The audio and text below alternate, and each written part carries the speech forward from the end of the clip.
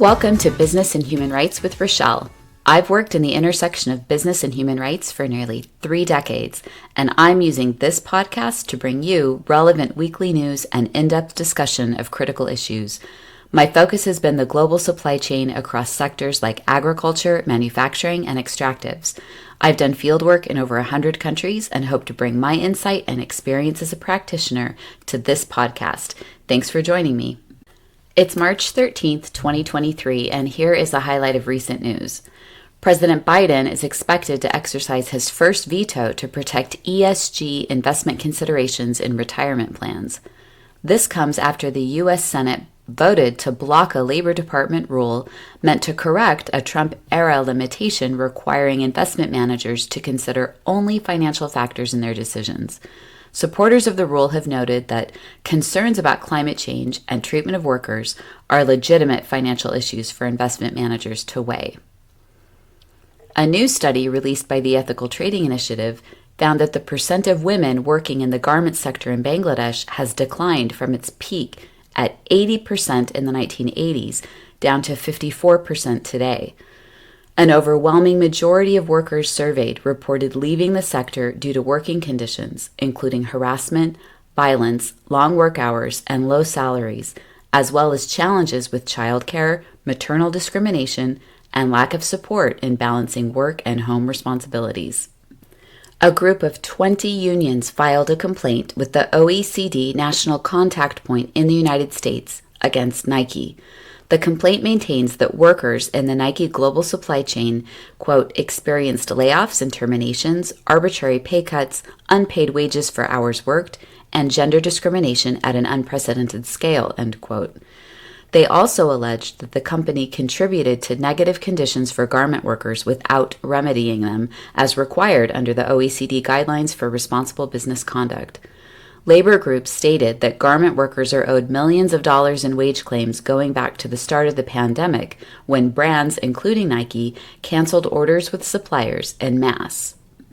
207 grape harvest workers were rescued from alleged modern slavery in southern Brazil.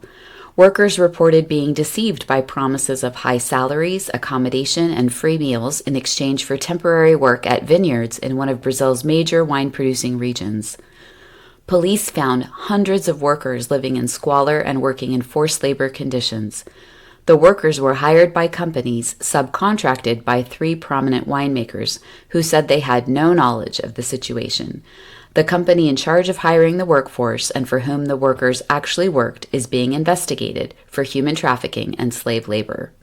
The BBC found that more than 70 women had been sexually abused by their managers at tea plantations in Kenya, operated for years by British companies Unilever and James Finlay. The companies say they are shocked by the allegations. 4 managers have been suspended. The Fair Trade Foundation described the allegations as appalling and said the investigation was nothing less than a Me Too moment for tea. One woman said she had been infected with HIV by her supervisor after being pressured into having relations with him. A number of women interviewed said that because work is so scarce, they are left with no choice but to give in to the sexual demands of their bosses or face having no income. Unilever sold its operations in Kenya during the investigation. Other companies, including Sainsbury's, Tesco, Starbucks, and Lipton, have reported immediate and robust actions with their supply chain partners. Last week we marked International Women's Day, and here's a few news reports of interest published related to that day. At an address to the U.S. Commission on the Status of Women, the UN Secretary General remarked that decades of advances on women's rights are being wound back, and the world is now hundreds of years away from achieving gender equality. Citing the erasure of women and girls from public life in Afghanistan, rollbacks to women's reproductive rights, and impacts of conflict on the lives of women, he stated that gender equality is vanishing before our eyes, noting that maternal mortality is on the rise and the pandemic forced millions of girls out of school and mothers and caregivers out of the global workforce. Refugees are falling victim to forced labor and sexual abuse. He also said gender equality is at risk from a technology industry heavily skewed toward a male workforce. Men outnumber women by 2 to 1 in the tech industry, and in the growing field of artificial intelligence, the gender gap rises 5 to 1, putting the world-changing industry at risk of shaping our future in a gender-biased way. A new global study found that both women and men are likely to live longer when a country makes strides toward gender equality. Researchers stated that the evidence demonstrates enhancing women's representation across multiple sectors contributes to wealthier and healthier societies for all. As countries progress along the continuum of gender equality, researchers write, the benefits of increased participation of women in society extend to men, thus leading to a larger increase in men's life expectancy and narrowing the gender gap in life expectancy. And finally, a new brief from the ILO reports that gender imbalances in access to employment and working conditions are greater than previously thought, and progress in reducing them has been disappointingly slow in the last 2 decades. 15% of working-age women globally would like to work but do not have a job, compared with 10.5% of men. A new indicator developed by the ILO, the Jobs Gap, captures all persons without employment that are interested in finding a job. It shows that women have a much harder time finding a job than men. The brief points out that personal and family responsibilities, including unpaid care work, disproportionately affect women. These activities can prevent them not only from being employed, but also from actively searching for employment or being available to do work at short notice. That's it for the news. Now, in honor of International Women's Day, let's make a deep dive into the issue of gender equality in the supply chain.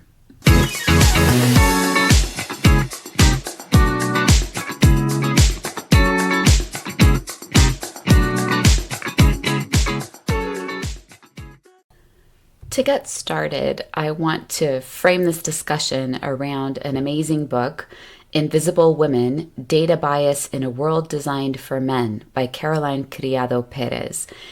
And what she does is compile fascinating stories that really illustrate what we're talking about when we say that we need to look at something with a gender lens, or that we need to gather gender data. So I want to share some of the illustrations from her book so we know what those ideas are.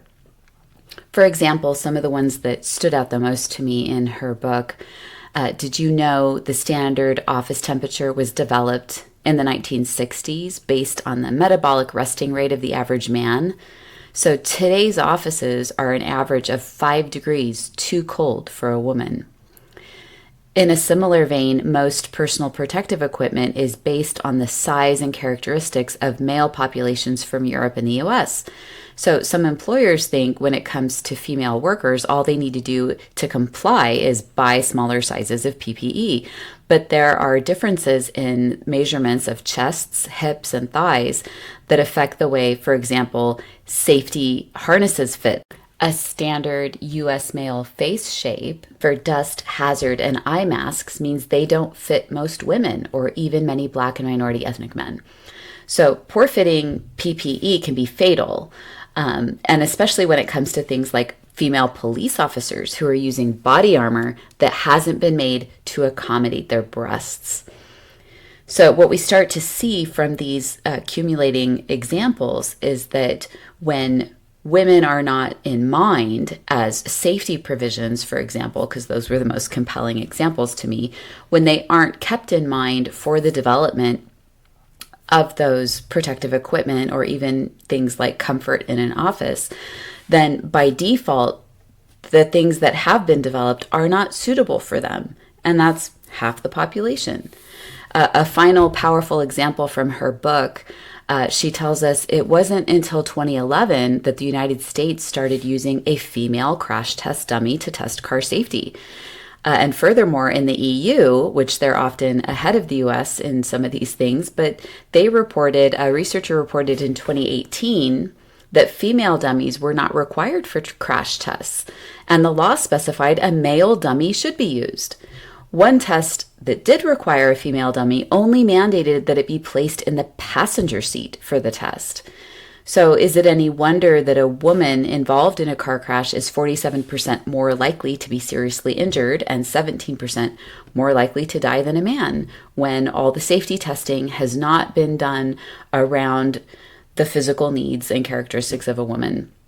So this book provides these powerful illustrations of the risk to women of not having been considered in the design of all of these things. And I think we can take that concept as the framework to now consider the supply chain human rights issues. We're going to start out by looking at some information from the Dutch NGO ActionAid and the UK advocacy group Oxfam.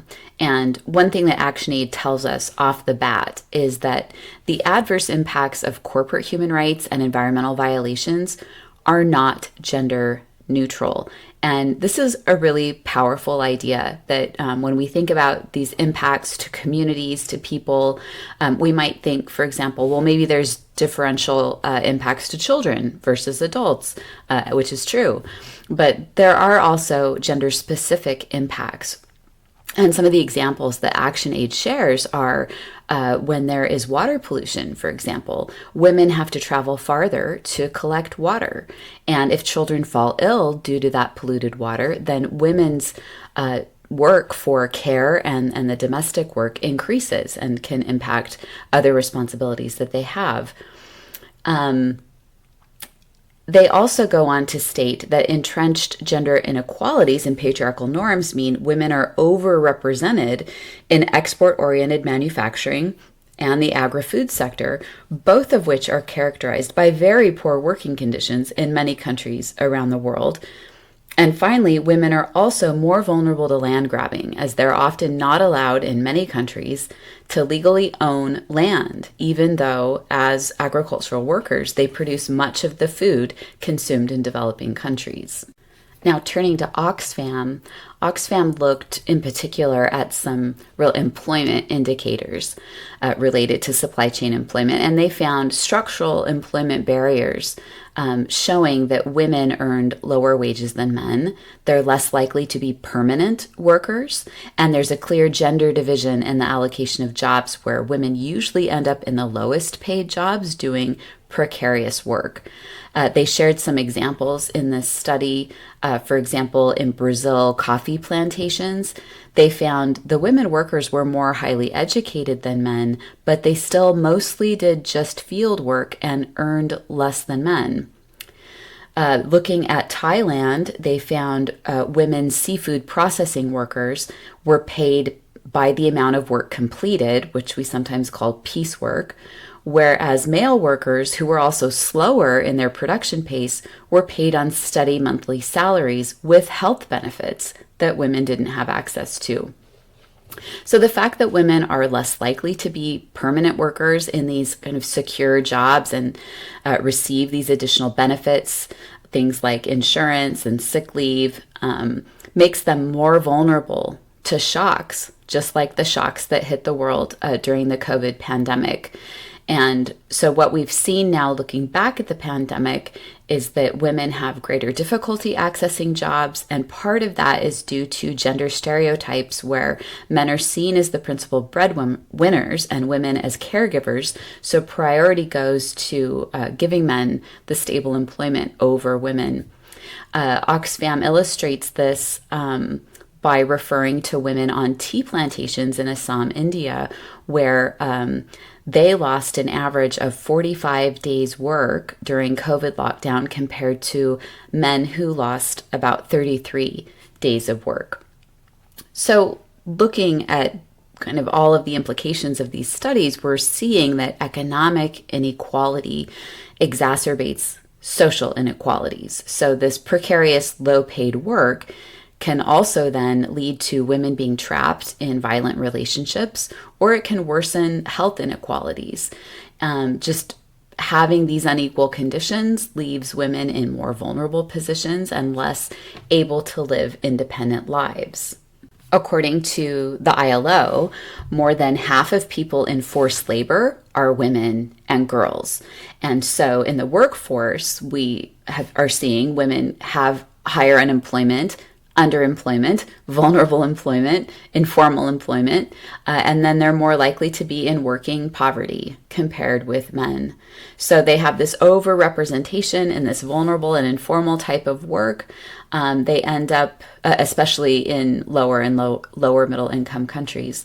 And then Another result or characteristic of their work is that they routinely lack social protection, including sick pay, maternity pay, parental leave, and the opportunity to unionize.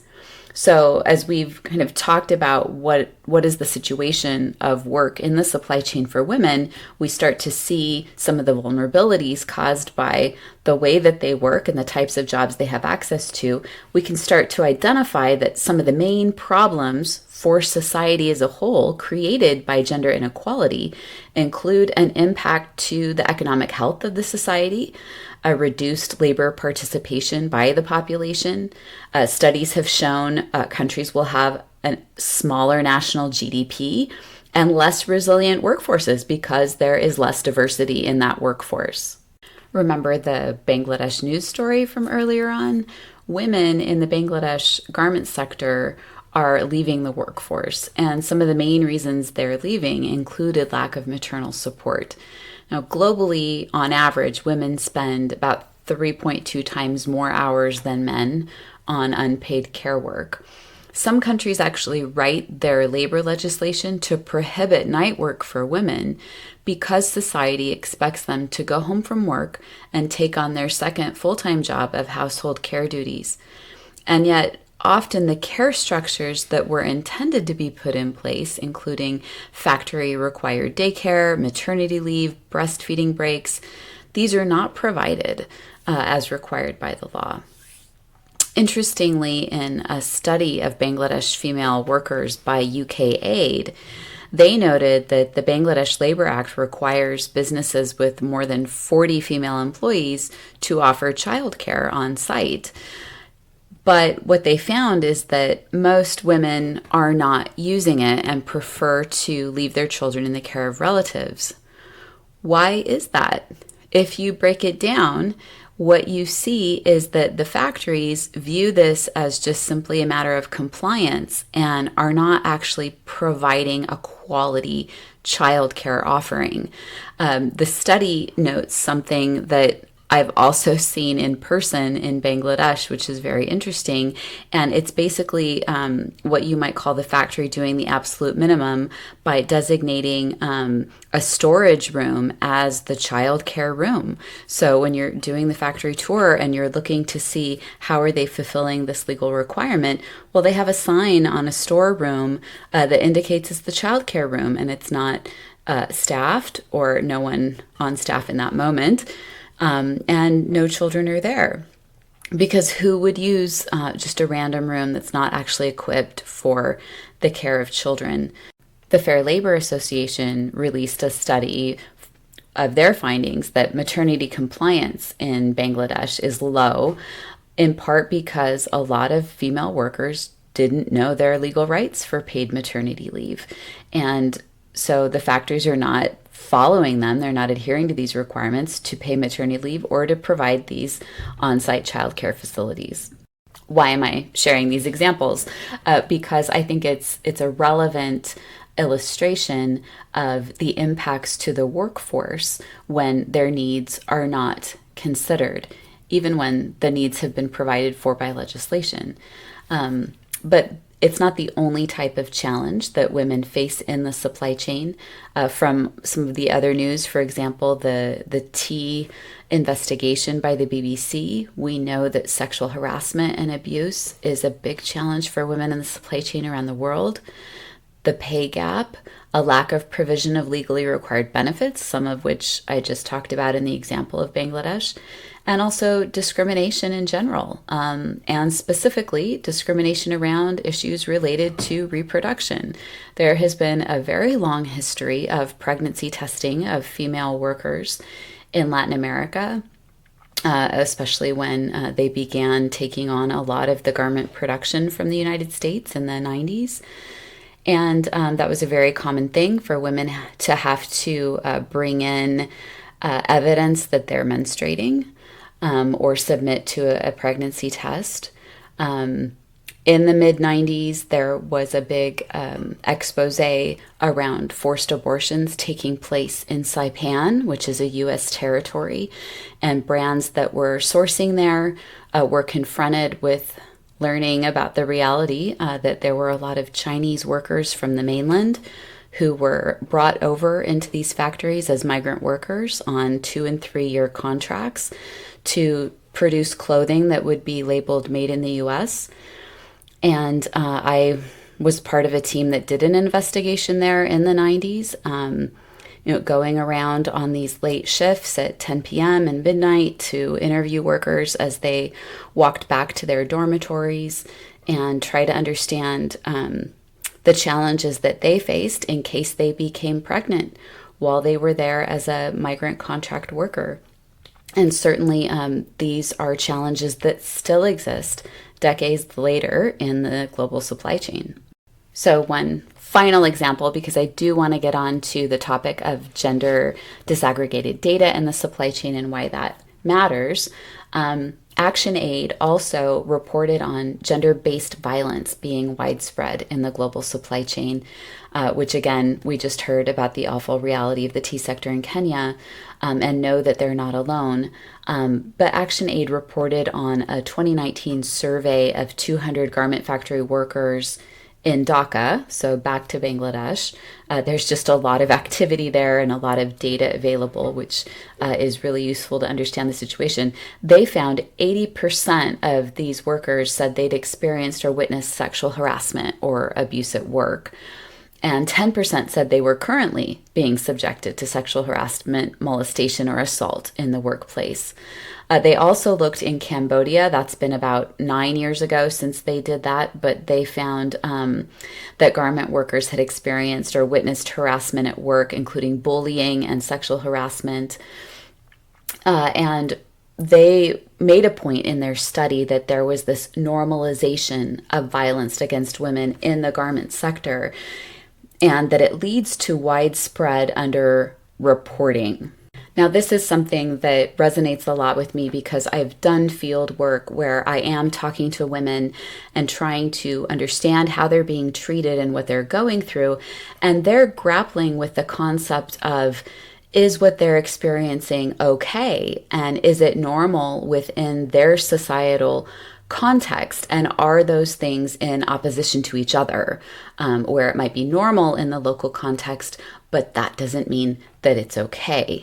A few years ago, there was a big report on a beverage company that had promotional girls working at events to promote their beverages in Africa, and that there was rape associated with those girls were being exposed to sexual harassment that would lead to rape and assault.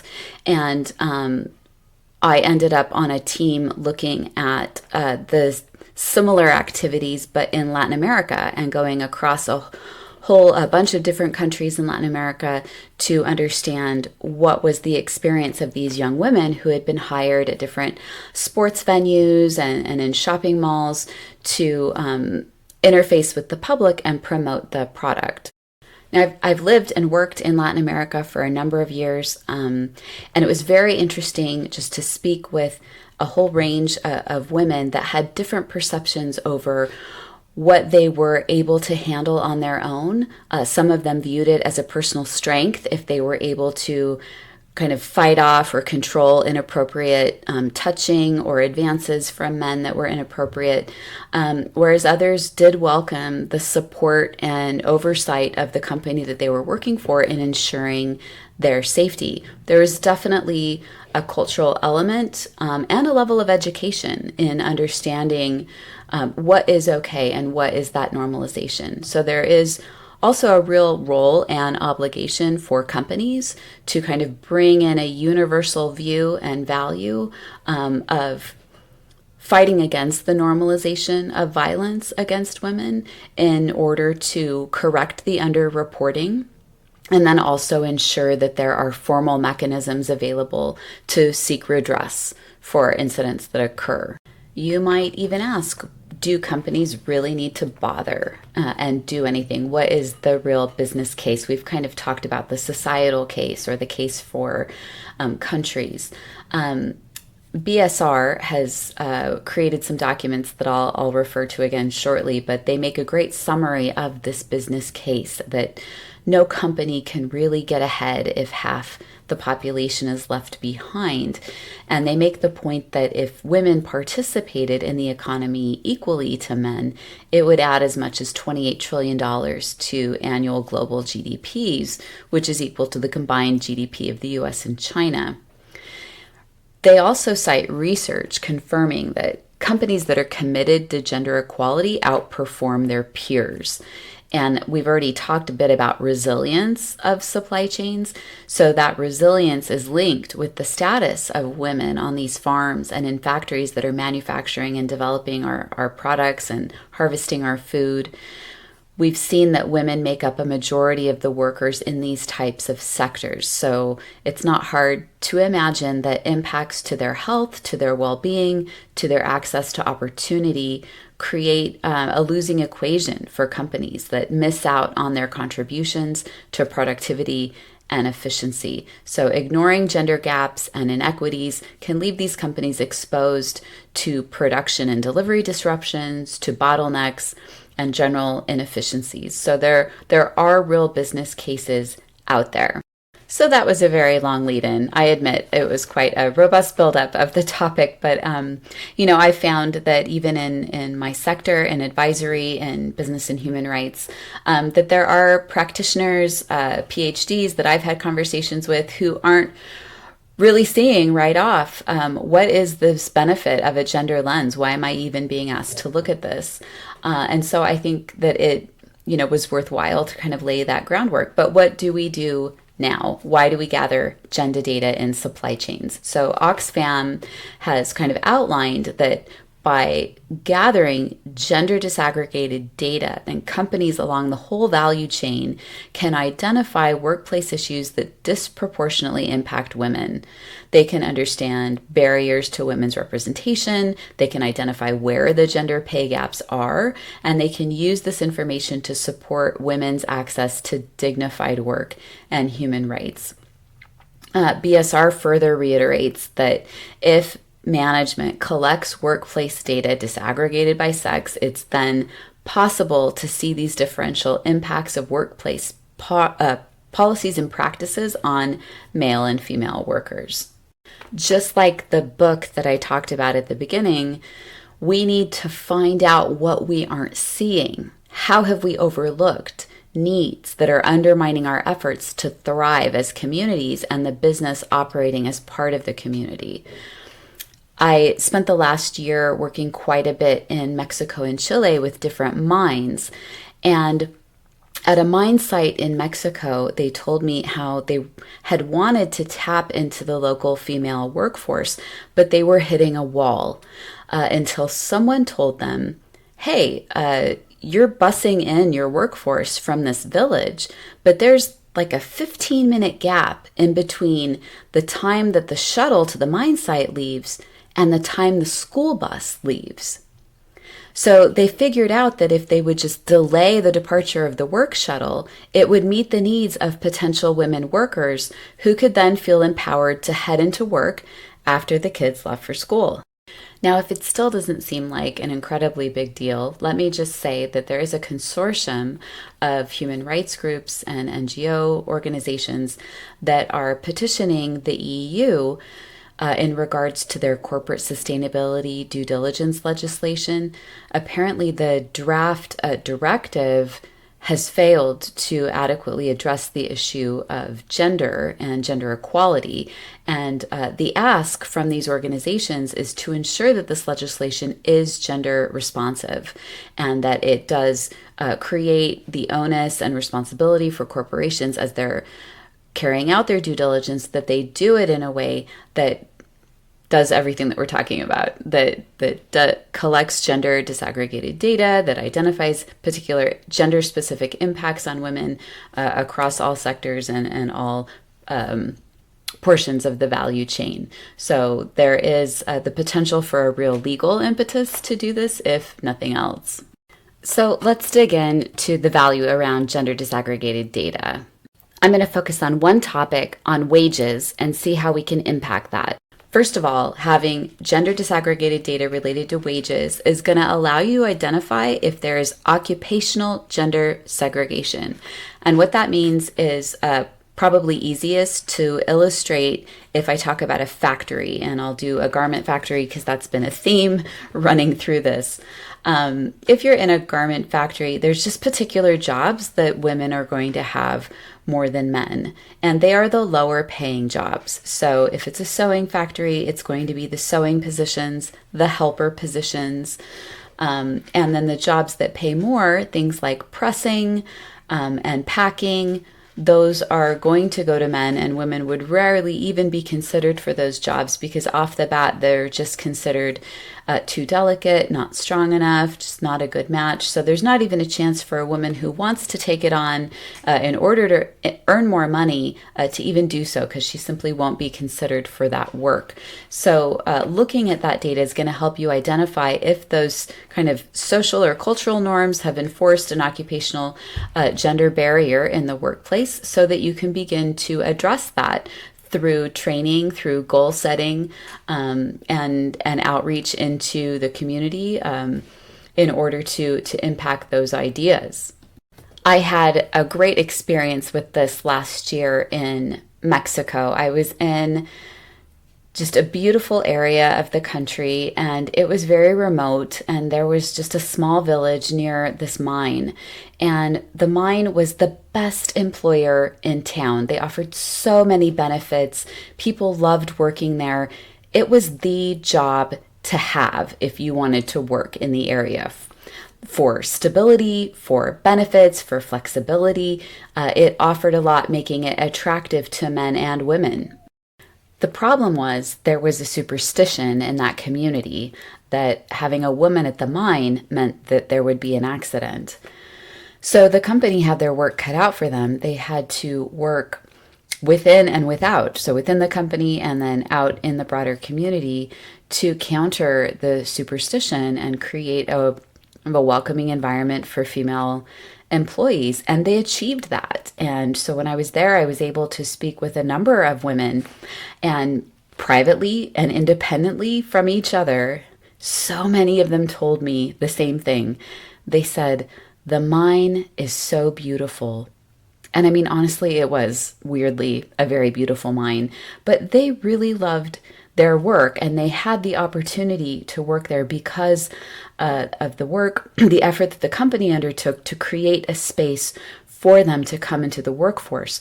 Now, there was still occupational gender segregation going on because they were still working to expand the areas where women could do the work. So they didn't have women driving the big mining trucks, those enormous vehicles. They hadn't really found a way to pull women into that role in a way that women wanted the role and that other male drivers were welcoming of it. And it's something that they're working on. But interestingly, I was at another mine in Chile where they've done that. They've done just that. They created a training and apprentice program for women drivers that's been wildly successful. It started out more during COVID, where they were trying to utilize the hours that women in the local community were available, where it wasn't necessarily when the children needed the women, when the women were normally at home, so that it didn't conflict with childcare time. And so it didn't necessarily align to the normal work shifts of the mine. But they said, hey, we've got a worker shortage. We're dealing with COVID. This is a very desperate time.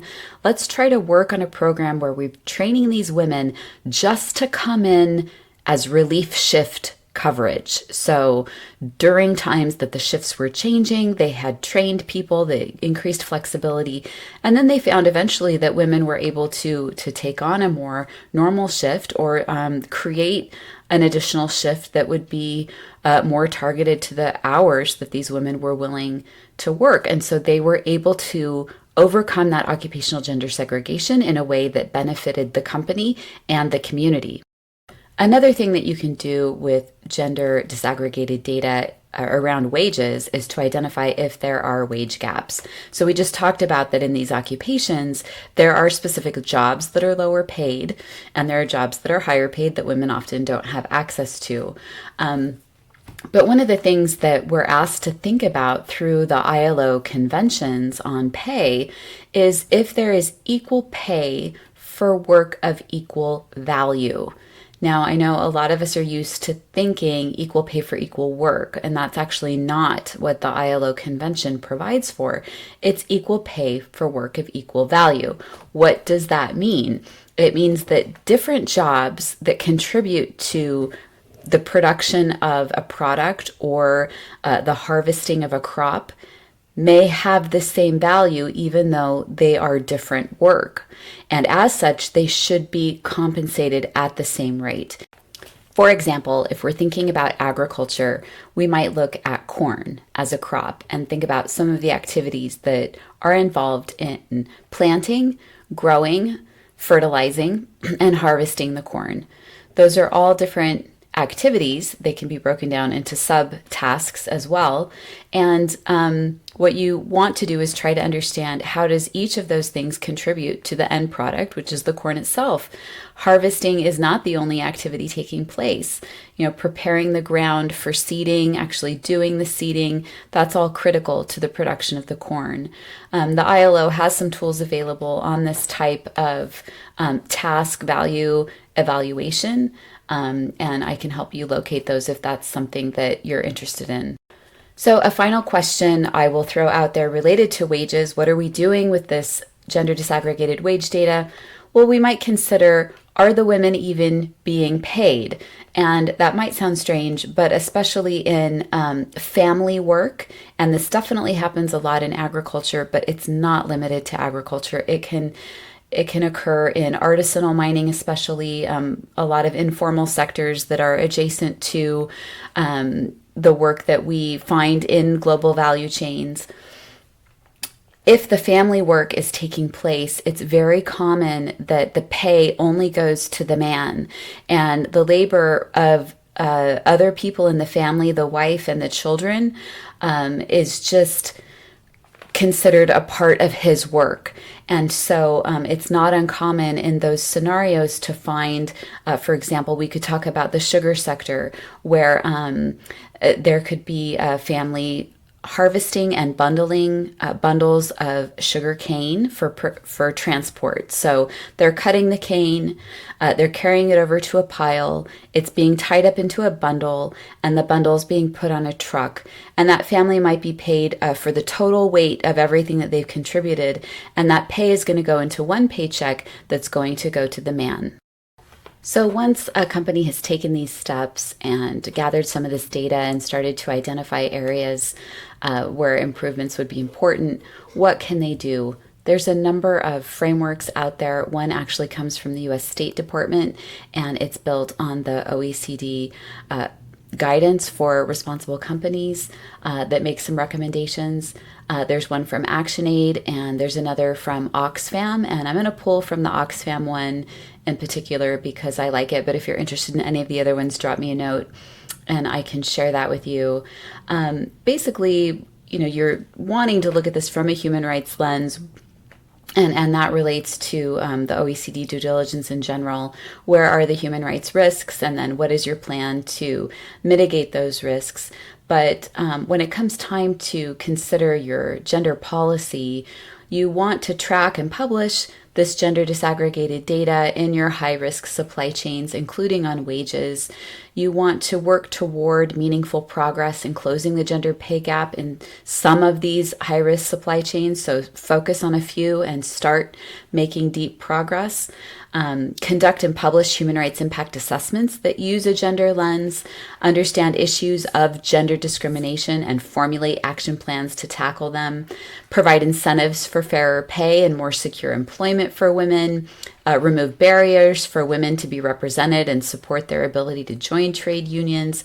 One that's really important, I feel like maybe we could do an entirely additional podcast on, is to ensure access to gender-sensitive grievance mechanisms. There's so many things that go into creating a legitimate mechanism, and one of them is ensure that it's accessible for the people that are going to use it. In that case, you need one that's gender-sensitive.